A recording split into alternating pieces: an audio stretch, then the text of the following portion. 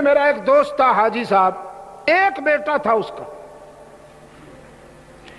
ہم رات کو 2 بجے آئے کانفرنس سے فارغ ہو کر، میرے بستر بیڈ روم میں آ کے میرے بستر پہ آ کے وہ حاجی صاحب بیٹھے اور کہنے لگے شاہ صاحب آپ جب دعا مانگتے ہیں لاکھوں لوگ آمین کہتے ہیں، دعا کیجیے اللہ تعالیٰ مجھے اس موذی سے نجات دلائے. اپنے بیٹے کی طرف اشارہ کیا.